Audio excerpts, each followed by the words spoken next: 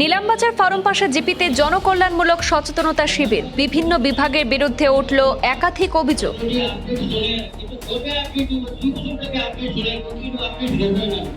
BJP সরকারের বিভিন্ন জনকল্যাণমূলক প্রকল্প সম্পর্কে জনসচেতনতা বৃদ্ধির লক্ষ্যে আজ শুক্রবার নীলামবাজার ফার্মপাশা জিপি প্রাঙ্গণে এক সচেতনতা শিবির অনুষ্ঠিত হয়।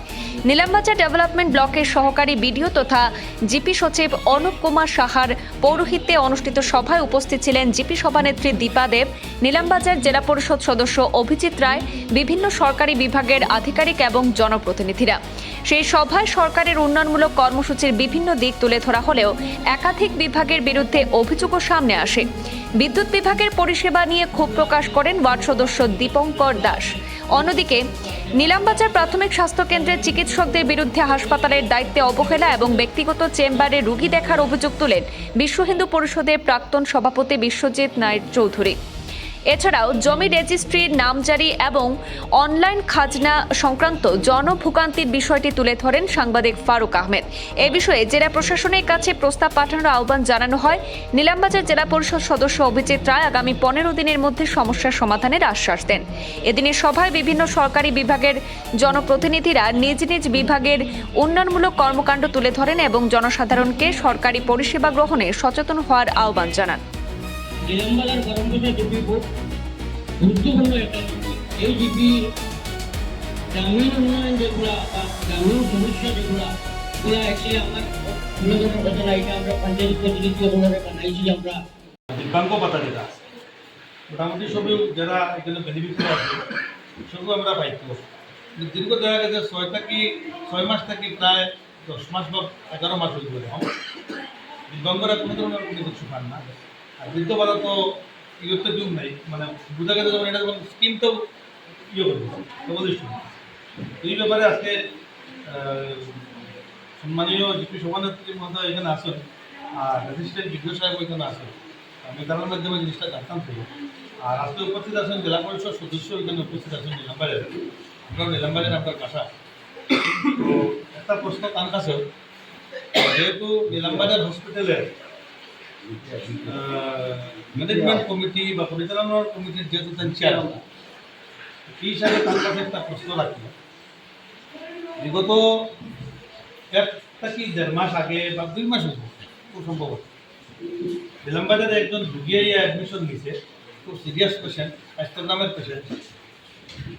তো পেশেন্টের দেখা গেছে 1 ঘন্টা মোটামুটি করার পরে কিছু সময় পরে আমার কাছে একটা ফোন গেছে যে হসপিটালের ভিতরে আমি স্যালাইন দিতাম চাইয়া, যে স্টাফটাই আইয়া আমার স্যালাইন লাগা সেউটি আমার কইছে উঠে আমার পয়সা দিতে এক্সট্রা, তখন আমরা ডিউটি আওয়াজ।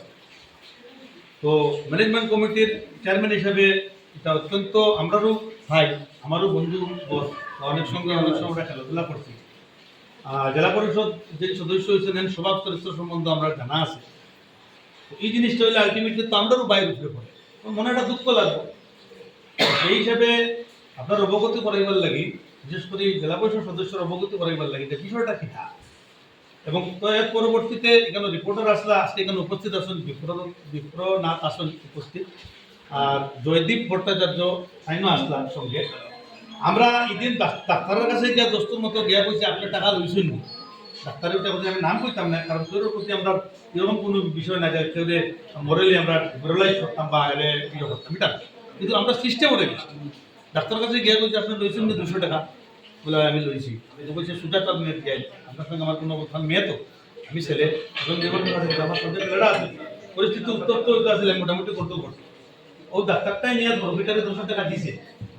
এরপরে যে স্টাফ আছে তারা আমি উঠে বলছি তুমি কেন স্টাফ নেই, তুমি যদি অফিসিয়াল স্টাফ হতো তুমি হও, কারণ এই যে কথাটা বলছি ওই কথাটা রেসপন্সিবিলিটি খেয়ে নিব।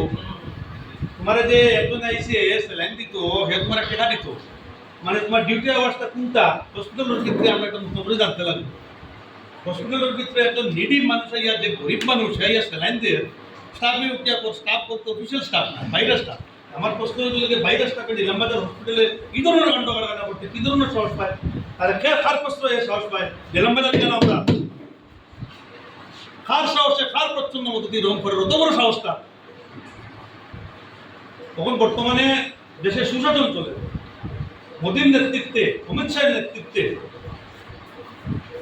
হিমন্ত বিশ্ব শর্মার নেতৃত্বে আজকে চলে সব থেকে যে জয়গান চলে, আজকে আমরা নিলামবাজারের মতো দেখা এই ধরনের একটা বিষয় ছিল, অত্যন্ত দুর্ভাগ্যের বিষয়। কারণ আমার জন্ম এখানে, আর যে আইসে এও আমার নিয়ারেস্ট স্বাস্থ্যকেন্দ্র থেকে এসেছে, একদম খুব নিডি পরে ডাক্তারের বাধ্য হইয়া যদি বুঝতাম যে ঘটনা অসত্য আপনার কাছে তুলিয়া ধরলাম, ডাক্তারের নামটা আপনারা কইবেন না প্লিজ।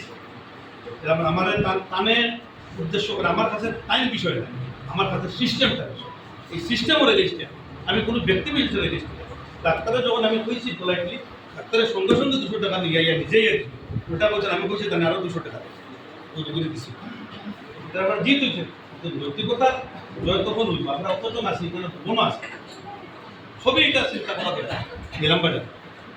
আর তখন তো ব্যবহারে যে কিতা বলে দ্রুত পরিবর্তন হয়েছে, পরিস্থিতিও পরিবর্তন হয়েছে, সব কিছু পরিবর্তন হয়েছে, দেশে একটা ভালো একটা বাতাবরণ তৈরি হয়েছে।